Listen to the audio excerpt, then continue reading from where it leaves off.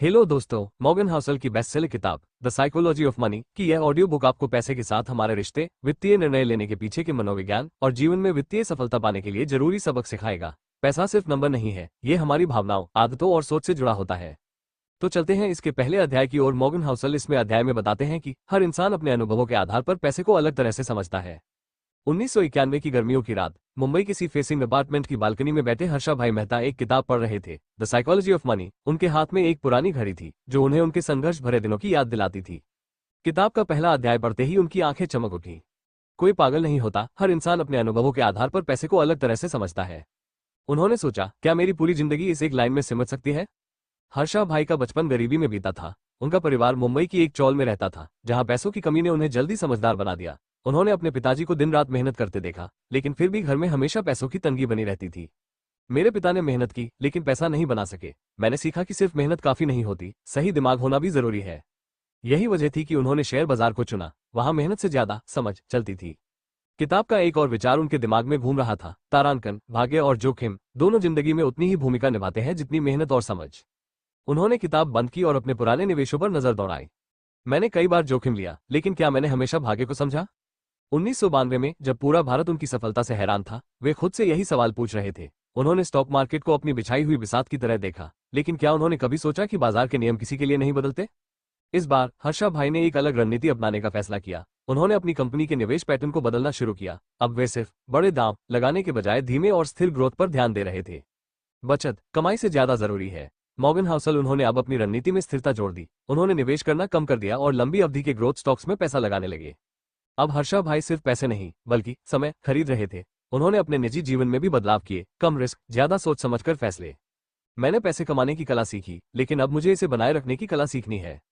Morgan Housel इसमें बताते हैं कि धन की असली शक्ति इसे लंबे समय तक बनाए रखने में है, न कि इसे दिखाने में।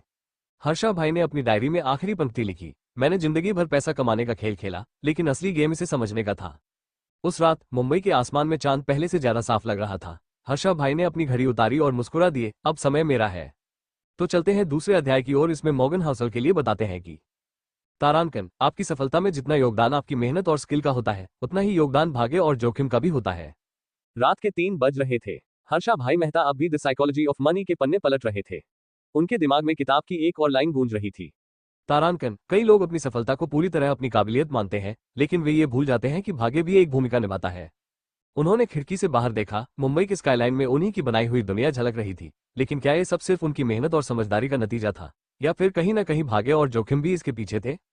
1990 में जब हर्षा भाई ने स्टॉक मार्केट में अपनी रणनीति लागू की, तो पूरा सिस्टम उनके पक्ष में था। भारत में आर्थिक सुधारों की शुरुआत हो रही थी, विदेशी निवेशकों का भरोसा बढ़ रहा था और छोटे निवेशक भी मार्केट में आ रहे थे। वे सही समय पर सही जगह थे। मॉर्गन हाउसल कहते हैं, अगर बिल गेट्स किसी और स्कूल में होते जहां कंप्यूटर लैब ना होती, तो क्या वे माइक्रोसॉफ्ट बना पाते। हर्षा भाई सोच में पड़ गए, अगर मैं इस दौर में न होता तो क्या मैं वही करता जो मैंने किया। 1992 में जब उनके ऊपर घोटाले के आरोप लगे, तब उन्हें पहली बार महसूस हुआ कि जो चीज उन्हें ऊपर ले गई थी, वही उन्हें नीचे भी गिरा सकती थी। अगर मेरी रणनीति हमेशा सही थी, तो मैं गलत कैसे साबित हुआ। मॉर्गन हाउसल कहते हैं, तारांकन, हम अक्सर अपनी सफलताओं का श्रेय अपनी मेहनत को देते हैं और असफलताओं का दोष दूसरों या सिस्टम पर डालते हैं, लेकिन हकीकत यह है कि भाग्य और जोखिम दोनों हर खेल का हिस्सा होते हैं। अब हर्षा भाई ने चीजों को एक नए नजरिए से देखना शुरू किया। उन्होंने सीखा कि कोई भी 100% अपने फैसलों का कंट्रोल नहीं रख सकता। उन्होंने अपनी डायरी में लिखा, मैंने समझा कि सफलता सिर्फ स्किल और प्लानिंग से नहीं आती, बल्कि सही समय पर सही जगह पर होने से भी आती है। मॉर्गन हाउसल की यह लाइन उनके लिए सबसे जरूरी सबक थी। तारांकन, जब भी आप सफल हो, यह मत भूलिए कि आपके फैसले के साथ साथ भाग्य ने भी आपका साथ दिया होगा। और जब आप असफल हो, तो यह मत भूलिए कि हो सकता है आपने सही फैसला लिया हो, लेकिन जोखिम ने आपको मात दे दी। उस रात पहली बार हर्षा भाई को अपने जीवन का असली पाठ समझ आया, सफलता और असफलता दोनों ही पूरी तरह हमारे नियंत्रण में नहीं होते। उन्होंने किताब को बंद किया, एक गहरी सांस ली और पहली बार महसूस किया कि अब वे स्टॉक मार्केट को सिर्फ नंबर के खेल की तरह नहीं, बल्कि एक मनोवैज्ञानिक खेल की तरह देख रहे थे। Morgan Housel the psychology of money में बताते हैं कि अगर आपके पास पहले से ही पर्याप्त है, तो ज्यादा पाने के लिए अनावश्यक जोखिम क्यों लें। हर्षा भाई मेहता की गिनती देश के सबसे अमीर लोगों में हो चुकी थी। उनके पास वो सब कुछ था जो उन्होंने कभी सोचा था, लंबी गाड़ियों का काफिला, आलीशान घर, असीमित पैसा और सत्ता तक सीधी पहुंच। लेकिन फिर भी कुछ अधूरा था, थोड़ा और, कि भूख कभी खत्म नहीं हुई। मैं सिर्फ अमीर नहीं बनना चाहता था, मैं सबसे अमीर बनना चाहता था। स्टॉक मार्केट में उनकी धाक ऐसी थी कि लोग उन्हें बिग बुल कहने लगे थे, लेकिन क्या वे खुद को रोक पाए। मॉर्गन हाउसल कहते हैं, तारांकन, अगर आपको पता नहीं कि कब रुकना है, तो आप हमेशा जोखिम में रहेंगे, चाहे आपके पास कितना भी हो। 1991 में जब हर्षा भाई ने एक शानदार बिजनेस एम्पायर खड़ा कर लिया था, तब भी उन्हें लगा कि वे और बड़ा कर सकते हैं। अगर मैं कुछ और ट्रांजैक्शन कर लूं, कुछ और पैसे कमा लूं, तो क्या नुकसान है? उन्हें कभी यह एहसास ही नहीं हुआ कि वे जिस सिस्टम में खेल रहे थे उसकी एक सीमा थी। उन्हें लगा कि उनकी काबिलियत ही उन्हें सबसे आगे रखेगी, लेकिन असल में वो लालच था जो उन्हें अंधा बना रहा था। 1992 का घोटाला सामने आते ही सब कुछ बदल गया। जिस चीज ने मुझे सबसे ऊपर पहुंचाया वही मुझे नीचे गिरा रही थी। मॉर्गन हाउसल लिखते हैं, तारांकन, इतिहास इस बात से भरा पड़ा है कि लोगों के पास पहले से ही बहुत कुछ था, लेकिन उन्होंने और पाने के लिए सब कुछ दांव पर लगा दिया और आखिरकार सब कुछ खो दिया। अगर हर्षा भाई कुछ समय पहले संतोष कर लेते तो क्या वे हमेशा बिग बुल बने रहते? हर्षा भाई अब जेल की कोठरी में थे, उनके पास सोचने के लिए काफी वक्त था। उन्होंने किताब फिर से खोली और मॉर्गन हाउसल की यह लाइन पढ़ी, तारांकन, धनवान बनना मुश्किल नहीं है, लेकिन धनवान रहना मुश्किल है। उन्होंने महसूस किया कि अगर वे पहले ही काफी को पहचान लेते तो शायद कहानी कुछ और होती। उन्होंने अपनी डायरी में लिखा, मैंने पैसा कमाने की कला सीख ली थी, लेकिन इसे संभालने की समझ नहीं थी। उस रात मुंबई की जेल की सलाखों से झांकते हुए पहली बार उन्हें असली सवाल समझ आया, आखिर कितना काफी होता है? Morgan Housel, the psychology of money में बताते हैं कि तारांकन, धन बनाने का असली रहस्य यह नहीं है कि आप कितने स्मार्ट हैं, बल्कि यह है कि आप कितने समय तक टिके रह सकते हैं। मुंबई की आर्थर रोड जेल की कोठरी में बैठकर हर्षा भाई मेहता के हाथ में वही किताब थी, द साइकोलॉजी ऑफ मनी। पन्ने पलटते हुए उनकी नजर एक लाइन पर रुकी, तारांकन, पैसा सिर्फ उन्हीं को बड़ा फायदा देता है जो उसे लंबे समय तक टिकाकर रख सकते हैं। उन्होंने गहरी सांस ली, अगर मैंने ये पहले समझ लिया होता तो शायद आज यहां नहीं होता। 1990 में जब हर्षा भाई ने शेयर बाजार में धूम मचा दी थी, तब उन्हें ऐसा लगा था कि वे हमेशा जीतेंगे। उनके ट्रेडिंग मॉडल ने उन्हें रातों रात अरबपति बना दिया था, लेकिन उन्हें एक गलती समझ नहीं आई, तेजी हमेशा बनी नहीं रहती। मॉर्गन हाउसल लिखते हैं, तारांकन, सबसे बड़े अमीर वे नहीं हैं जो सबसे ज्यादा रिटर्न कमाते हैं, बल्कि वे हैं जो सबसे लंबे समय तक टिके रहते हैं। लेकिन हर्षा भाई ने धैर्य के बजाय तेजी को अपनाया। मैंने पैसा बनाया, लेकिन मैंने उसे समय नहीं दिया। जब वे जेल में थे, उन्होंने वॉरेन बफे की कहानी पढ़ी। बफे की संपत्ति का 90% हिस्सा उन्होंने 50 साल की उम्र के बाद कमाया था। तारांकन, पैसा तेजी से नहीं बल्कि समय के साथ बनता है। अगर हर्षा भाई ने अपने पैसे को लंबे समय के लिए निवेश किया होता, अगर उन्होंने लगातार ट्रेडिंग करने के बजाय धैर्य रखा होता, तो क्या वे आज भी बिग बुल होते? अब हर्षा भाई जानते थे कि असली अमीरी तेजी में नहीं बल्कि टिके रहने में थी। उन्होंने अपनी डायरी में आखिरी शब्द लिखे, अगर मैंने पैसा बनाने के खेल को थोड़ा धीमा खेला होता तो मैं इसे और लंबा खेल सकता था। मॉर्गन हाउसल कहते हैं, तारांकन, अगर आप समय को अपने पक्ष में कर लेते हैं तो पैसा आपके लिए काम करता है, न कि आप पैसे के लिए। हर्षा भाई ने अपनी आंखें बंद की। शायद पहली बार उन्होंने जाना कि शेयर बाजार सिर्फ दिमाग का नहीं बल्कि धैर्य का भी खेल था। तो चलते हैं अगले अध्याय की ओर। Morgan Housel, the psychology of money में ये बताते हैं कि तारांकन, धन बनाने और उसे बनाए रखने में सबसे बड़ा अंतर यह है, धन कमाया जाता है, लेकिन असली ताकत उसे बचाने में होती है। आर्थर रोड जेल में बंद हर्षा भाई मेहता आज खुद को आईने में देख रहे थे। कभी मुंबई की सबसे ऊंची बिल्डिंग्स में उनके दफ्तर हुआ करते थे, आज सलाखों के पीछे थे। उनके पास कभी बेशुमार दौलत थी, लेकिन आज बचत के नाम पर कुछ भी नहीं। उन्होंने द साइकोलॉजी ऑफ मनी के अगले अध्याय को पढ़ा। तारांकन, धन की पुष्टि आपके बैंक बैलेंस से नहीं होती बल्कि आपकी बचत से होती है। उनके मन में सवाल उठा, क्या मैं सच में अमीर था या सिर्फ अमीरी का दिखावा कर रहा था? 1990 में जब वे बिग बुल थे, उनके पास महंगी गाड़ियां, बड़े बंगले और हर जगह वीआईपी ट्रीटमेंट था, लेकिन इस सब के बावजूद उन्होंने कभी ज्यादा पैसा बचाने पर ध्यान नहीं दिया। अगर मैं पैसा कमा सकता हूं तो मुझे बचाने की क्या जरूरत? मॉर्गन हाउसल लिखते हैं, तारांकन, अमीरी दिखाने और अमीर बनने में जमीन आसमान का फर्क है। बहुत से लोग अमीर दिखते हैं, लेकिन उनकी असल संपत्ति बचत में नहीं, कर्ज में होती है। धन कमाना और बचाना अलग चीजें हैं। हर्षा भाई की रणनीति सिर्फ पैसा तेजी से बनाने पर थी, लेकिन उन्होंने यह नहीं सोचा कि उस पैसे को कैसे बचाया जाए। मैंने सोचा था कि पैसा कभी खत्म नहीं होगा, लेकिन मैंने यह नहीं समझा कि पैसा टिकता सिर्फ तब है जब आप उसे बचाते हैं। मॉर्गन हाउसल कहते हैं, तारांकन, अमीर बनने के लिए आपको जोखिम लेना पड़ता है, लेकिन अमीर बने रहने के लिए आपको बचत करनी पड़ती है। अगर हर्षा भाई ने बचत पर ध्यान दिया होता तो शायद वे आज भी सबसे ऊपर होते। अब हर्षा भाई जानते थे कि धन की पुष्टि आपकी कमाई से नहीं बल्कि आपकी बचत से होती है। उन्होंने अपनी डायरी में लिखा, अगर मैंने कमाई का सिर्फ 10% भी बचाया होता तो आज मेरी स्थिति कुछ और होती। मॉर्गन हाउसल की यह लाइन उनके दिमाग में घूम रही थी। तारांकन, असली अमीरी वो है जो आपको वित्तीय आजादी दे, न कि सिर्फ बाहरी दिखावा। उस रात पहली बार हर्षा भाई को एहसास हुआ कि असली शक्ति पैसा कमाने में नहीं बल्कि उसे बचाने में थी। तो चलते हैं अगले अध्याय की ओर। Morgan Housel, the psychology of money में यहां बताते हैं कि तारांकन, आपको हमेशा सबसे ज्यादा पैसा कमाने की कोशिश नहीं करनी चाहिए, बल्कि यह सुनिश्चित करना चाहिए कि आप खेल में बने रहें। आर्थर रोड जेल में बैठकर हर्षा भाई मेहता अब भी अपनी गलतियों के बारे में सोच रहे थे। उन्होंने द साइकोलॉजी ऑफ मनी का एक और अध्याय पढ़ा। तारांकन, असली गेम सबसे ज्यादा कमाने का नहीं बल्कि सबसे लंबे समय तक टिके रहने का है। वे सोच में पड़ गए। मैंने हमेशा बेहतर बनने पर ध्यान दिया, लेकिन क्या मैंने कभी बचने की रणनीति बनाई? जब हर्षा भाई स्टॉक मार्केट के किंग थे तब उन्होंने कभी जोखिम प्रबंधन की परवाह नहीं की। उनकी रणनीति तेजी से पैसा बनाना थी, लेकिन वे ये भूल गए कि अगर आप लंबे समय तक टिके नहीं रहते तो सारी कमाई बेकार हो जाती है। मॉर्गन हाउसल कहते हैं, तारांकन, आपको सिर्फ एक बार दिवालिया होने की जरूरत होती है और फिर कोई फर्क नहीं पड़ता कि आपने पहले कितनी अच्छी कमाई की थी। जब घोटाला उजागर हुआ तब पहली बार उन्हें जोखिम का असली मतलब समझ आया। अगर मैंने अपनी पूंजी बचाने का तरीका सीखा होता तो शायद आज मैं अलग स्थिति में होता। मॉर्गन हाउसल लिखते हैं, तारांकन, बाजार में टिके रहने का सबसे अच्छा तरीका यह है कि आप कभी इतना बड़ा जोखिम न लें कि आपका सब कुछ खत्म हो जाए। अगर हर्षा भाई ने छोटे छोटे रिस्क लेकर धीमे और स्थिर तरीके से बढ़ने की रणनीति अपनाई होती तो वे शायद आज भी मार्केट में होते। अब हर्षा भाई जानते थे कि अगर आप लंबे समय तक मार्केट में टिके रहते हैं तो पैसा अपने आप बनता है। उन्होंने अपनी डायरी में लिखा, मैंने हमेशा तेजी से बढ़ने की सोची, लेकिन असली खेल टिके रहने का था। मॉर्गन हाउसल की यह लाइन उनके दिमाग में घूम रही थी। तारांकन, अगर आप लंबे समय तक टिके रहते हैं तो औसत भी असाधारण बन सकता है। उस रात पहली बार हर्षा भाई को एहसास हुआ कि तेज दौड़ने से ज्यादा जरूरी है सही तरीके से दौड़ना। तो अब चलते हैं अगले अध्याय की ओर। Morgan Housel the psychology of money में बताते हैं कि तारांकन, धन का असली मूल्य यह नहीं है कि आप क्या खरीद सकते हैं, बल्कि यह है कि आप अपनी जिंदगी कैसे जी सकते हैं। आर्थर रोड जेल में हर्षा भाई मेहता को अब 3 साल हो चुके थे। पैसा, ताकत, रुतबा सब कुछ खो चुका था। आज पहली बार उन्होंने खुद से सवाल किया, अगर पैसा ही सब कुछ था तो मैं आज यहाँ क्यों हूँ। उन्होंने द साइकोलॉजी ऑफ मनी का एक और पन्ना खोला। तारांकन, धन का असली उद्देश्य आपको अपनी शर्तों पर जीने की आजादी देना है। जब हर्षा भाई टॉप पर थे तब उनके लिए पैसा सिर्फ ज्यादा से ज्यादा कमाने का खेल बन गया था। वे कभी नहीं रुके, कभी नहीं सोचा कि क्यों पैसा कमा रहे थे। उन्होंने महंगी गाड़ियां खरीदी, आलीशान बंगले बनाए, हर जगह वीआईपी ट्रीटमेंट लिया, लेकिन क्या इससे वे सच में आजाद हुए। मॉर्गन हाउसल लिखते हैं, तारांकन, अगर आपको अपने पैसे को बनाए रखने के लिए हमेशा कड़ी मेहनत करनी पड़ रही है तो आप असल में अमीर नहीं हैं, आप बस पैसे के गुलाम बन गए हैं। जब घोटाला उजागर हुआ तब हर्षा भाई को एहसास हुआ कि उनके पास कभी असली स्वतंत्रता थी ही नहीं। मैंने पैसा कमाने के लिए दिन रात काम किया, लेकिन क्या मैंने कभी खुद को आजाद किया। मॉर्गन हाउसल कहते हैं, तारांकन, सबसे अमीर इंसान वो नहीं होता जिसके पास सबसे ज्यादा पैसा हो, बल्कि वो होता है जिसे अपनी जिंदगी अपने तरीके से जीने की आजादी हो। अब जेल की कोठरी में हर्षा भाई को समझ आया कि अगर उन्होंने अपने पैसे को सिर्फ स्वतंत्रता पाने के लिए इस्तेमाल किया होता, न कि दौलत बढ़ाने के लिए, तो आज कहानी कुछ और होती। उन्होंने अपनी डायरी में आखिरी शब्द लिखे, मैंने पैसे को आजादी पाने का जरिया नहीं बल्कि एक अंत बना दिया, और यही मेरी सबसे बड़ी भूल थी।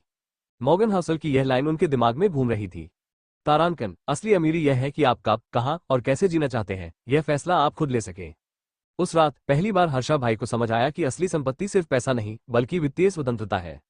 तो चलते हैं अगले अध्याय की ओर। Morgan Housel the psychology of money में ये बताते हैं कि तारांकन, सबसे बड़ा भ्रम यह है कि आप अल्पकालिक रुझानों से दीर्घकालिक निर्णय ले सकते हैं।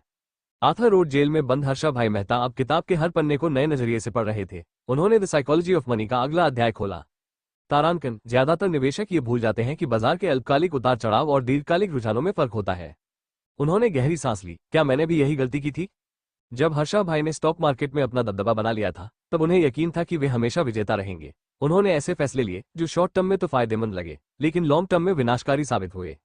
मॉर्गन हाउसल कहते हैं, तारांकन, बाजार में पैसा बनाने का सबसे आसान तरीका यह है कि आप धैर्य रखें, लेकिन ज्यादातर लोग उतावलापन दिखाते हैं और गलतियां करते हैं। हर्षा भाई ने भी जल्दबाजी में फैसले लिए और लॉन्ग टर्म सोचने के बजाय सिर्फ तात्कालिक मुनाफे पर ध्यान दिया।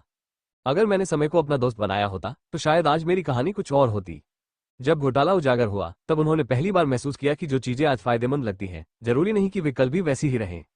मॉर्गन हाउसल लिखते हैं, तारांकन, बाजार हमेशा बदलता रहता है, लेकिन अगर आप समय को अपना सहयोगी बना लेते हैं तो यह आपके पक्ष में काम करेगा। अगर हर्षा भाई ने धीमी लेकिन स्थिर वृद्धि पर ध्यान दिया होता, अगर उन्होंने धैर्य रखा होता, तो शायद वे आज भी बाजार में एक मजबूत नाम होते। अब जेल में रहते हुए उन्होंने समझा कि समय सबसे शक्तिशाली ताकत है, यह आपको बना भी सकता है और गिरा भी सकता है।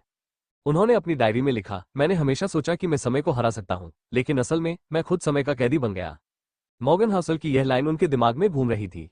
तारांकन, समय सबसे बड़ा धन सृजक है, लेकिन यह उन्हीं के लिए काम करता है जो इसे समझते हैं और इसका सम्मान करते हैं। उस रात पहली बार हर्षा भाई ने जाना कि असली निवेश वही है जो लंबी अवधि के लिए किया जाए, न कि वो जो सिर्फ तत्कालिक लाभ पर आधारित हो। तो अब चलते हैं अगले अध्याय की ओर। Morgan Housel the psychology of money में बताते हैं कि तारांकन, धनवान बनने और धनवान दिखने में जमीन आसमान का फर्क है। आर्थर रोड जेल की सलाखों के पीछे बैठे हर्षा भाई मेहता की जिंदगी अब एक नई दिशा ले रही थी। 3 साल पहले वे मुंबई के सबसे प्रभावशाली और अमीर लोगों में गिने जाते थे, लेकिन आज उनके पास न पैसा बचा था, न ताकत और न ही वो रुतबा।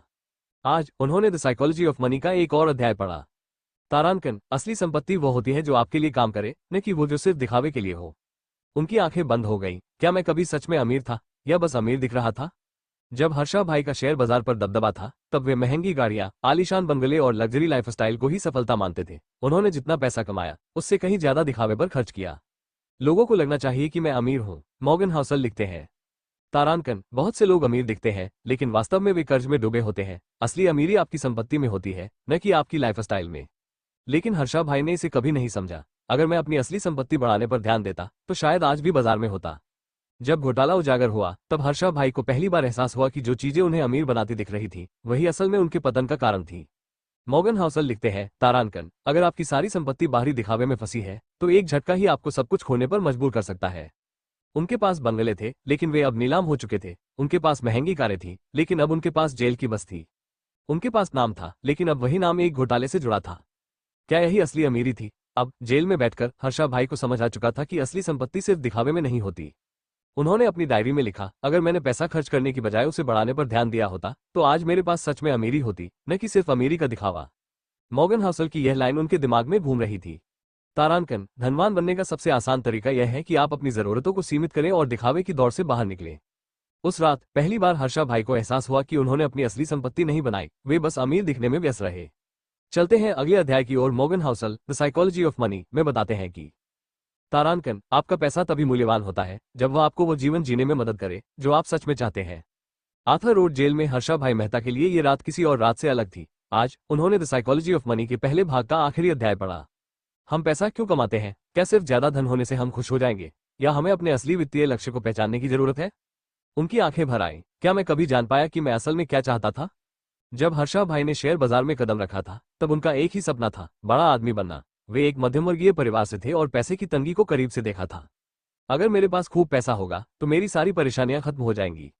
मॉर्गन हाउसल लिखते हैं, अक्सर लोग पैसा इसलिए चाहते हैं क्योंकि उन्हें लगता है कि यह उनकी सारी समस्याओं का हल है। लेकिन असली सवाल यह है, आप अपनी जिंदगी से क्या चाहते हैं? जब वे सबसे ऊंचे मुकाम पर पहुंचे, तब भी खुशी कहीं दूर थी। हर दिन एक नया सौदा, एक नई डील, एक नई महत्वाकांक्षा, लेकिन सुकून गायब था। मैं और ज्यादा क्यों चाहता था? क्या ये कभी खत्म होता? मॉर्गन हाउसल कहते हैं, तारांकन, अगर आपका लक्ष्य सिर्फ ज्यादा पैसा कमाना है, तो आप कभी संतुष्ट नहीं होंगे। आपको यह समझना होगा कि असल में आप अपने पैसे से क्या खरीदना चाहते हैं। स्वतंत्रता, सुरक्षा, शांति। घोटाले के बाद जब सब कुछ खत्म हो गया, तब हर्षा भाई ने खुद से पहली बार पूछा, क्या मैं वाकई इस दौड़ में खुश था? क्या यही मेरा सपना था? अगर उनका असली लक्ष्य सिर्फ स्वतंत्रता और स्थिरता था, तो वे इसे कम जोखिम, कम दिखावे और स्मार्ट बचत से भी पा सकते थे। लेकिन वे खुद को कभी नहीं समझ पाए। अब जब उनकी रिहाई का समय नजदीक आ रहा था, हर्षा भाई के पास बहुत सारा समय था सोचने के लिए। उन्होंने अपनी डायरी में आखिरी शब्द लिखे, मैंने हमेशा पैसे का पीछा किया, लेकिन कभी यह नहीं समझा कि मैं इससे चाहता क्या था। मॉर्गन हाउसल की यह लाइन उनके दिमाग में घूम रही थी। तारांकन, धनवान बनने का मतलब है अपने जीवन के नियंत्रण को वापस लेना। लेकिन अगर आप सिर्फ ज्यादा पैसे के पीछे भागते रहे, तो यह नियंत्रण कभी आपके पास नहीं आएगा। उस रात पहली बार हर्षा भाई को एहसास हुआ कि असली वित्तीय लक्ष्य सिर्फ पैसा नहीं होता, बल्कि वो जीवन होता है जिसे आप सच में जीना चाहते हैं। सब चलते हैं अध्याय 11 की ओर। Morgan Housel psychology of money में बताते हैं कि तारांकन, एक अच्छी वित्तीय योजना वो होती है जो आपको प्रेरित करे, लेकिन साथ ही व्यवहारिक भी हो। हर्षा भाई मेहता जेल से रिहा हो चुके थे। अब वे वही इंसान नहीं थे जो 90 के दशक में हर दिन करोड़ों का लेन देन करता था। आज उन्होंने द साइकोलॉजी ऑफ मनी का अगला अध्याय खोला। तारांकन, एक बेहतरीन योजना वही होती है जो आपके सपनों को सच करने के साथ साथ जोखिमों को भी ध्यान में रखे। उन्होंने गहरी सांस ली। अगर मैंने पहले ये समझा होता, तो शायद आज मेरी कहानी अलग होती। जब हर्षा भाई ने शेयर बाजार में कदम रखा था, तब उनकी सोच प्रेरणादायक थी, बड़ा बनने की चाह, इतिहास रचने का जुनून। लेकिन क्या उनकी योजना व्यवहारिक थी? वे सोचते थे, अगर मैं लगातार मुनाफा कमाता रहा, तो मुझे कभी दिक्कत नहीं होगी। लेकिन मॉर्गन हाउसल कहते हैं, तारांकन, हर योजना तब तक शानदार लगती है जब तक कि असल दुनिया से उसका सामना न हो जाए। हर्षा भाई की योजना में एक बड़ा दोष था। उन्होंने यह नहीं सोचा था कि अगर चीजें गलत हो जाएं, तो क्या होगा। जब घोटाला उजागर हुआ, तब उन्हें पहली बार एहसास हुआ कि वे बहुत ज्यादा आशावादी थे और हकीकत को नजरअंदाज कर रहे थे। अगर मैंने अपनी योजना में जोखिमों को जगह दी होती, तो क्या मैं इसे बचा पाता? मॉर्गन हाउसल लिखते हैं, तारांकन, एक अच्छी वित्तीय योजना आपको बड़े सपने देखने की प्रेरणा देती है, लेकिन साथ ही यह सुनिश्चित भी करती है कि अगर चीजें गलत हो जाएं, तो आप बचे रहें। अगर हर्षा भाई ने सुरक्षित निवेश, रिस्क मैनेजमेंट और धीमी लेकिन स्थिर रणनीति अपनाई होती, तो शायद आज वे कहीं और होते। अब जब उन्होंने दोबारा अपने भविष्य के बारे में सोचा, तो पहली बार उन्होंने एक यथार्थवादी योजना बनाने का फैसला किया। उन्होंने अपनी डायरी में लिखा, अब मेरी योजना सिर्फ प्रेरणादायक नहीं होगी, बल्कि यह व्यवहारिक भी होगी। मॉर्गन हाउसल की यह लाइन उनके दिमाग में घूम रही थी। तारांकन, बेहतरीन वित्तीय योजना कोई जादुई गणना नहीं होती, यह एक व्यवहारिक दृष्टिकोण होता है जिसमें इंसानी कमजोरियों और अनिश्चितताओं को भी ध्यान में रखा जाता है। उस रात पहली बार हर्षा भाई ने महसूस किया कि सही वित्तीय योजना सिर्फ बड़े सपने देखने के बारे में नहीं है, बल्कि उन सपनों को सुरक्षित और स्थिर रूप से पूरा करने की रणनीति बनाने के बारे में है।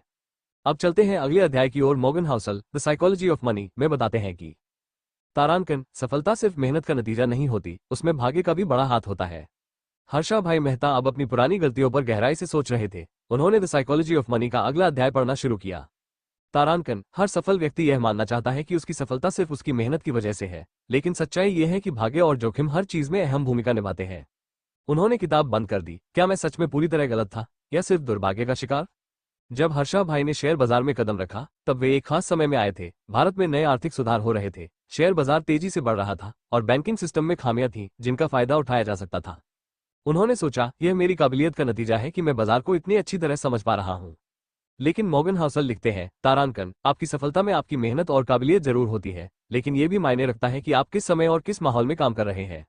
अगर वे 1980 की बजाय 1970 के दशक में आते तो शायद ये सफलता इतनी जल्दी न मिलती। जब घोटाले का खुलासा हुआ, तब पहली बार उन्होंने महसूस किया कि उनकी गिरावट में भी वही तत्व शामिल थे जो उनकी सफलता में थे, समय और अनिश्चितता। अगर मैं 5 साल पहले या 5 साल बाद पैदा हुआ होता तो क्या मेरी कहानी अलग होती? मॉर्गन हाउसल कहते हैं, तारांकन, आपको ये समझना होगा कि आप अपनी मेहनत को नियंत्रित कर सकते हैं, लेकिन भाग्य और जोखिम हमेशा खेल का हिस्सा रहेंगे। वे सही समय पर सही जगह पर थे, इसलिए वे उठे। वे गलत समय पर गलत स्थिति में थे, इसलिए वे गिरे। अब जेल से बाहर आने के बाद हर्षा भाई पहली बार अपनी असफलता को सिर्फ अपनी गलती के रूप में नहीं, बल्कि एक बड़े आर्थिक चक्र का हिस्सा मान रहे थे। उन्होंने अपनी डायरी में लिखा, मैंने मेहनत की थी, लेकिन मैं भाग्य को नजरअंदाज कर गया और जोखिम को कम आंका। मॉर्गन हाउसल की यह लाइन उनके दिमाग में घूम रही थी। तारांकन, जब आप सफल हो तो अहंकारी मत बनिए, जब आप असफल हो तो खुद को पूरी तरह दोष मत दीजिए। उस रात पहली बार हर्षा भाई ने भाग्य और जोखिम को स्वीकार किया, ये समझते हुए कि वित्तीय दुनिया में कुछ भी स्थायी नहीं होता।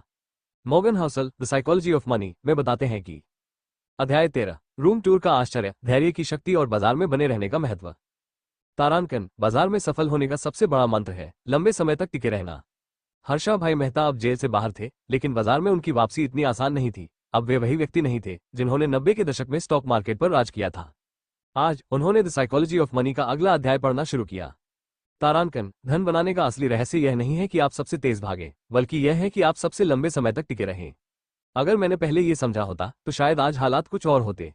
जब हर्षा भाई ने बाजार में कदम रखा, तब उन्होंने शेयरों को तेजी से खरीदने और बेचने की रणनीति अपनाई। वे हमेशा शॉर्ट टर्म मुनाफे की तलाश में रहते थे। जो पैसा आज नहीं कमाया वो बेकार है, लेकिन मॉर्गन हाउसल कहते हैं, तारांकन, सबसे बड़ा फायदा उन लोगों को मिलता है जो लंबे समय तक बाजार में टिके रहते हैं, न कि उन लोगों को जो तेजी से अंदर बाहर होते रहते हैं। अगर वे धैर्य रखते और लॉन्ग टर्म इन्वेस्टिंग पर ध्यान देते तो शायद आज भी बाजार में उनकी जगह होती। जब घोटाला सामने आया, तब उन्होंने पहली बार महसूस किया कि उन्होंने बाजार को एक रेस समझ लिया था जिसमें सबसे तेज दौड़ने वाला जीतता है। अगर मैं धीरे और स्थिर तरीके से चलता तो क्या आज भी मैं बाजार में होता? मॉर्गन हाउसल लिखते हैं, तारांकन, वित्तीय दुनिया में सफलता उन लोगों को मिलती है जो सबसे लंबे समय तक मैदान में टिके रहते हैं, चाहे उनके रिटर्न औसत ही क्यों ना हो। उनका सबसे बड़ा नुकसान यही था, वे बाजार से बाहर हो गए। अब जब उन्होंने दोबारा अपने वित्तीय भविष्य के बारे में सोचा, तो पहली बार उन्होंने धीमी और स्थिर रणनीति अपनाने का फैसला किया। अब मैं बाजार में बने रहने की कोशिश करूंगा, बजाय इसके कि मैं हर बार सबसे तेज दौड़ने की कोशिश करूं। मॉर्गन हाउसल की यह लाइन उनके दिमाग में घूम रही थी। तारांकन, अगर आप लंबी अवधि तक निवेश में बने रह सकते हैं तो आपको सफल होने से कोई नहीं रोक सकता। उस रात पहली बार हर्षा भाई ने महसूस किया कि असली ताकत धैर्य में है, क्योंकि बाजार में वही जीतता है जो सबसे लंबे समय तक टिका रहता है। अध्याय 14, कभी भी बहुत बड़ी सफलता पर निर्भर न करें। Morgan Housel the psychology of money में बताते हैं कि तारांकन, सबसे बड़ी गलतफहमी यह है कि आपको सफल होने के लिए एक ही बड़ा ब्रेक चाहिए। असल में सफलता निरंतरता और छोटे छोटे सही फैसलों का नतीजा होती है। हर्षा भाई मेहता अब शेयर बाजार में वापसी करने की सोच रहे थे, लेकिन इस बार उनका नजरिया पूरी तरह बदल चुका था। आज उन्होंने द साइकोलॉजी ऑफ मनी का अगला अध्याय पढ़ा। तारांकन, अगर आपकी पूरी सफलता सिर्फ एक बड़े मौके या किसी एक सही निर्णय पर टिकी है तो आप बहुत बड़ा जोखिम उठा रहे हैं। असली जीत छोटी लेकिन लगातार सफलता में है। अगर मैंने पहले ये समझ लिया होता तो शायद मेरा साम्राज्य इतनी जल्दी नहीं गिरता। जब हर्षा भाई शेयर बाजार में तेजी से उभर रहे थे, तब वे सोचते थे, बस एक बड़ी डील और फिर मैं सबसे आगे रहूंगा। वे लगातार short term high return strategy पर काम कर रहे थे। उन्हें लगता था कि एक बड़ा सौदा उनकी जिंदगी हमेशा के लिए बदल सकता है। मॉर्गन हाउसल लिखते हैं, तारांकन, अगर आपकी सफलता सिर्फ एक बड़े मौके पर टिकी है तो आप बहुत कमजोर स्थिति में हैं। असली ताकत तब होती है जब आप छोटे छोटे फैसलों से धीरे धीरे मजबूत होते हैं। अगर हर्षा भाई ने अपनी रणनीति छोटे लेकिन स्थिर रिटर्न पर केंद्रित की होती तो वे लंबे समय तक बाजार में टिक सकते थे। जब घोटाला सामने आया तो उनका पूरा साम्राज्य एक ही झटके में ढह गया। वजह, उनकी सारी सफलता सिर्फ कुछ बड़े सौदों और हाई रिस्क स्ट्रेटजी पर टिकी थी। अगर मेरी पूरी सफलता सिर्फ एक बड़े ब्रेक पर निर्भर थी तो क्या वो असली सफलता थी? मॉर्गन हाउसल कहते हैं, तारांकन, वित्तीय सफलता एक बार में नहीं मिलती, ये लगातार सही फैसलों का परिणाम होती है। अगर वे छोटे लेकिन सुरक्षित निवेश पर ध्यान देते तो वे आज भी बाजार में होते। अब जब उन्होंने दोबारा अपनी निवेश रणनीति पर विचार किया तो पहली बार उन्होंने धीमी और स्थिर बढ़त को अपनाने का फैसला किया। उन्होंने अपनी डायरी में लिखा, अब मैं किसी एक बड़े मौके पर निर्भर नहीं रहूंगा, मैं छोटे लेकिन सही फैसले लूंगा। मॉर्गन हाउसल की यह लाइन उनके दिमाग में घूम रही थी। तारांकन, छोटी लगातार सफलताएं एक बड़े ब्रेक से ज्यादा ताकतवर होती हैं क्योंकि वे आपको लंबे समय तक टिके रहने में मदद करती हैं। उस रात पहली बार हर्षा भाई ने महसूस किया कि असली सफलता किसी एक मौके से नहीं आती, बल्कि निरंतरता और विवेकशीलता से मिलती है। अध्याय 15, निवेश बनाम बिजनेस, निवेश और व्यापार के बीच सही संतुलन। Morgan Housel the psychology of money में बताते हैं कि तारांकन, बिजनेस और निवेश में बड़ा फर्क यह है कि बिजनेस में आप कंट्रोल रखते हैं, लेकिन निवेश में आपको धैर्य रखना पड़ता है। हर्षा भाई मेहता अब एक नई दुविधा में थे, क्या मुझे फिर से बिजनेस शुरू करना चाहिए या सिर्फ निवेश पर फोकस करना चाहिए? आज उन्होंने द साइकोलॉजी ऑफ मनी का अगला अध्याय पढ़ा। तारांकन, बिजनेस में आप अपने फैसलों पर नियंत्रण रखते हैं, लेकिन निवेश में आपको धैर्य और अनुशासन से काम लेना पड़ता है। अगर आप दोनों के बीच सही संतुलन नहीं रखते तो न बिजनेस सफल होगा और न ही निवेश। क्या मेरी पिछली असफलता की वजह यही थी? जब हर्षा भाई ने शेयर बाजार में कदम रखा तब वे इसे एक बिजनेस की तरह चलाना चाहते थे, तेजी से खरीदो, तेजी से बेचो, ज्यादा से ज्यादा पैसा बनाओ। अगर मैं हर समय बाजार में सक्रिय रहूं तो मैं हर मौके का फायदा उठा सकता हूं। लेकिन मॉर्गन हाउसल लिखते हैं, तारांकन, असली निवेशक जानते हैं कि पैसा बाजार में ज्यादा समय बिताने से बनता है, न कि हर समय बाजार में ट्रेडिंग करने से। अगर वे समझते कि निवेश बिजनेस की तरह नहीं चलता तो वे शायद कम जोखिम लेते और लंबी अवधि तक टिकते। जब घोटाला उजागर हुआ तब उन्होंने पहली बार महसूस किया कि उन्होंने शेयर बाजार को एक बिजनेस ऑपरेशन की तरह ट्रीट किया था, जहां हर दिन पैसा बनाना जरूरी था। अगर मैंने इसे सही निवेश की तरह संभाला होता तो क्या मेरा पैसा आज भी सुरक्षित होता?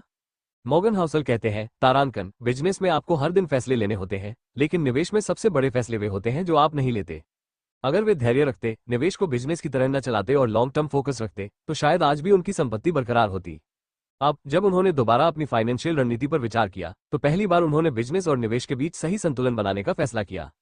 अब मैं बिजनेस और निवेश को अलग अलग समझूंगा, बिजनेस में मैं सक्रिय रहूंगा लेकिन निवेश में धैर्य रखूंगा। मॉर्गन हाउसल की यह लाइन उनके दिमाग में घूम रही थी। तारांकन, बिजनेस आपको पैसा कमाने में मदद करता है, लेकिन निवेश आपको संपत्ति बनाने में मदद करता है। दोनों का सही संतुलन ही असली सफलता की कुंजी है। उस रात पहली बार हर्षा भाई ने महसूस किया कि असली जीत बिजनेस और निवेश को सही तरीके से संतुलित करने में है, क्योंकि पैसा कमाने और उसे संभालने की रणनीतियां अलग अलग होती हैं। अध्याय 16, क्या करना चाहिए, क्या नहीं करना चाहिए, सही और गलत वित्तीय निर्णयों की समझ। Morgan Housel the psychology of money में बताते हैं कि तारांकन, वित्तीय सफलता इस पर निर्भर नहीं करती कि आप कितनी अच्छी चीजें करते हैं, बल्कि इस पर निर्भर करती है कि आप कितनी गलतियां करने से बचते हैं। हर्षा भाई मेहता अब तक काफी कुछ समझ चुके थे, लेकिन उनके मन में एक सवाल अब भी था, अगर मुझे दोबारा मौका मिले तो मैं क्या करूं और क्या नहीं करूं? आज उन्होंने द साइकोलॉजी ऑफ मनी का अगला अध्याय पढ़ा। तारांकन, लोग सोचते हैं कि उन्हें सिर्फ सही फैसले लेने की जरूरत है, लेकिन असली गेम यह है कि आप कितनी गलतियां करने से बचते हैं। क्या मैं अपनी सबसे बड़ी गलतियों से बच सकता था? जब हर्षा भाई ने शेयर बाजार में कदम रखा तब उनका एक ही लक्ष्य था, जितना ज्यादा पैसा कमाया जा सके उतना अच्छा। वे जोखिम भरे फैसले लेते रहे क्योंकि उन्हें लगता था कि बड़ा जोखिम इक्वल्स बड़ा रिटर्न। लेकिन मॉर्गन हाउसल लिखते हैं, तारांकन, असली खेल यह नहीं है कि आप कितना कमाते हैं, बल्कि यह है कि आप कितना बचाते हैं और कितनी गलतियों से बचते हैं। अगर वे सिर्फ पैसा कमाने की बजाय उसे बचाने और सुरक्षित निवेश करने पर ध्यान देते तो शायद सब कुछ इतना जल्दी खत्म न होता।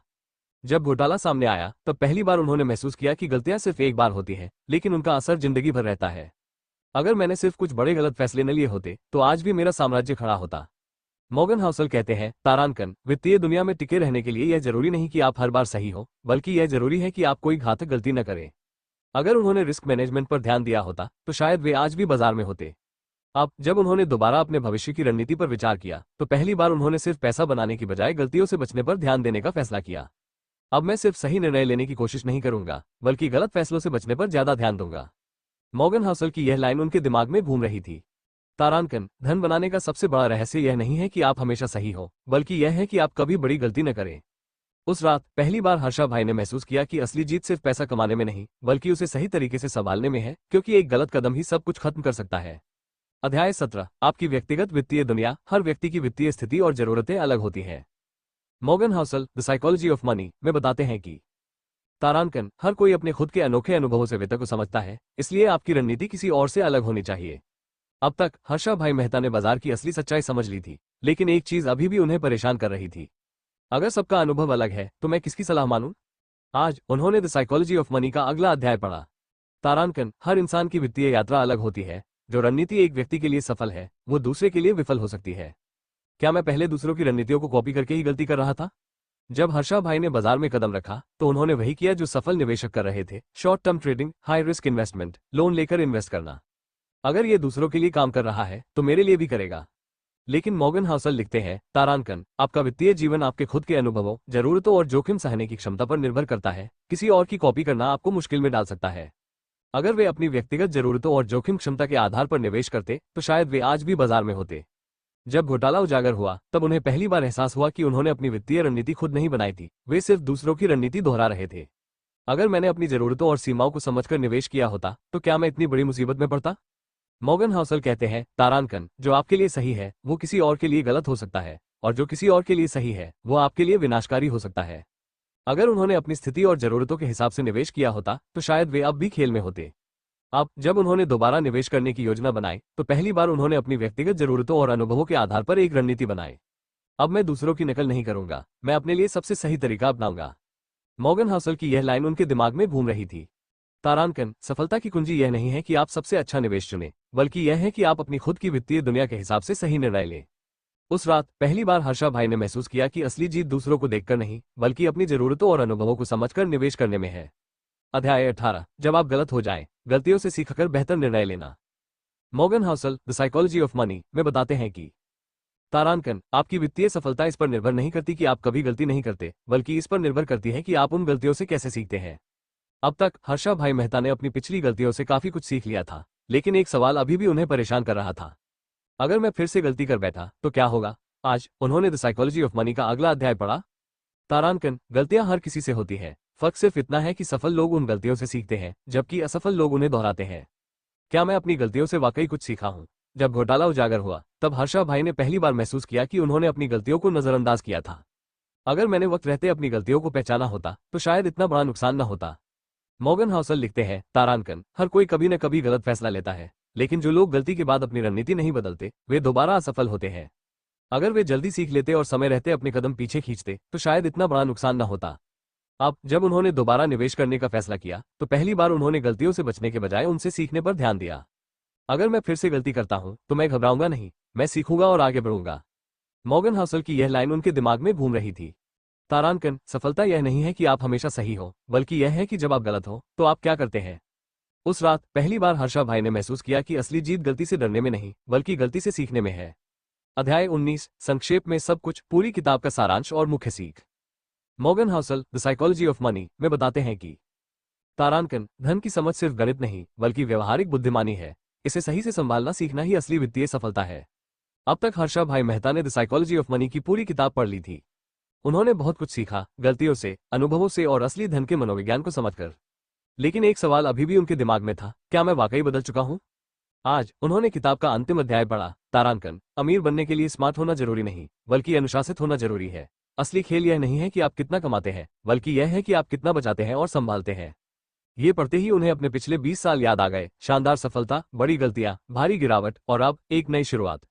पूरी किताब में Morgan Housel the psychology of money में बताते हैं कि 1. कोई भी पागल नहीं होता, हर इंसान अपने अनुभवों के आधार पर पैसे को अलग तरह से समझता है। 2. भाग्य और जोखिम, सफलता और असफलता में भाग्य और जोखिम दोनों का योगदान होता है। 3. कभी भी पर्याप्त नहीं, लालच और संतोष के बीच संतुलन बनाना जरूरी है। 4. समय का खेल, धैर्य और लंबी अवधि का निवेश ही असली संपत्ति बनाता है। 5. धन की पुष्टि नहीं की जाती बल्कि बचाई जाती है, अमीरी दिखाने से ज्यादा बचत महत्वपूर्ण है।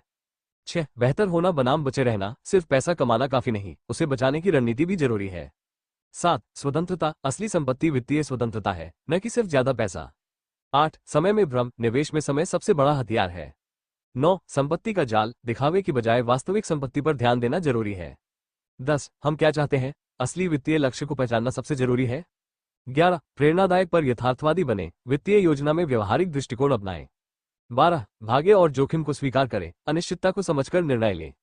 13. रूम टूर का आश्चर्य, धैर्य ही असली ताकत है। 14. कभी भी बहुत बड़ी सफलता पर निर्भर न करें, निरंतरता ज्यादा महत्वपूर्ण है। 15. निवेश बनाम बिजनेस, बिजनेस और निवेश को अलग अलग तरीके से संभालें। 16. क्या करना चाहिए, क्या नहीं करना चाहिए, गलतियों से बचना ही असली कुंजी है। 17 आपकी व्यक्तिगत वित्तीय दुनिया। हर व्यक्ति की वित्तीय स्थिति और जरूरतें अलग होती हैं। 18 जब आप गलत हो जाएं, गलतियों से सीखें, घबराएं नहीं।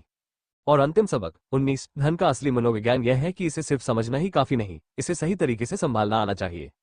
अब जब उन्होंने किताब को बंद किया तो पहली बार उन्होंने निवेश और जीवन को एक नए नजरिए से देखा। अब मैं पैसा कमाने के लिए नहीं बल्कि जीवन को बेहतर बनाने के लिए काम करूंगा।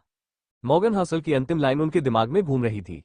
असली संपत्ति सिर्फ बैंक बैलेंस नहीं बल्कि समय, स्वतंत्रता और मानसिक शांति है। हर्षा भाई ने मुस्कुराते हुए अपने नए जीवन की शुरुआत की, इस बार समझदारी और धैर्य के साथ। अध्याय 20 अंतिम विचार, एक समृद्ध और संतुलित जीवन जीने के लिए आवश्यक सबक। Morgan Housel the psychology of money में बताते हैं कि तारांकन, धन केवल गणित का खेल नहीं है, यह आपकी भावनाओं, धैर्य और अनुशासन का खेल है।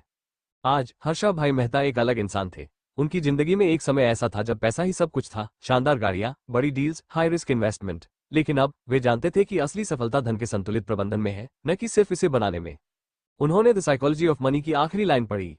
तारांकन, पैसा कमाने का असली उद्देश्य यह नहीं है कि आप अमीर दिखें, बल्कि यह है कि आप शांतिपूर्ण और स्वतंत्र जीवन जी सकें। आज वे पहली बार अमीर महसूस कर रहे थे, लेकिन बैंक बैलेंस की वजह से नहीं बल्कि मानसिक शांति की वजह से।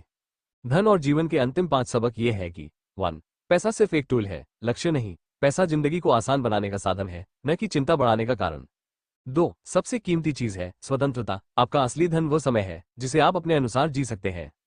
3 असली अमीरी बैंक बैलेंस से नहीं, मानसिक शांति से होती है। अगर आपके पास बहुत सारा पैसा है लेकिन नींद नहीं आती तो आप गरीब हैं। 4 बड़ा जोखिम इक्वल्स बड़ा नुकसान भी हो सकता है, हमेशा सुरक्षित खेलें, क्योंकि एक गलत कदम आपको सब कुछ गवा सकता है। 5 सबसे अच्छी निवेश रणनीति, धैर्य और सादगी। धैर्य ही सबसे बड़ा हथियार है, जितना लंबा समय देंगे उतना बड़ा रिटर्न मिलेगा। आज वे निवेश कर रहे थे, लेकिन इस बार शांति और धैर्य के साथ। अब उन्हें जल्दी अमीर बनने की चाह नहीं थी, बल्कि संतुलित और खुशहाल जीवन जीना था। पहले मैं पैसे के लिए जी रहा था, अब पैसा मेरे लिए काम कर रहा है। मॉर्गन हाउसल की अंतिम लाइन उनके दिमाग में गूंज रही थी। धन का असली उद्देश्य सिर्फ अमीर बनना नहीं बल्कि एक समृद्ध, शांतिपूर्ण और स्वतंत्र जीवन जीना है। और इस बार हर्षा भाई को यकीन था कि वे असली जीत की तरफ बढ़ रहे हैं। अगर आपको हमारी ऑडियो बुक समरी अच्छी लगी हो तो लाइक, सब्सक्राइब एवं कमेंट करें।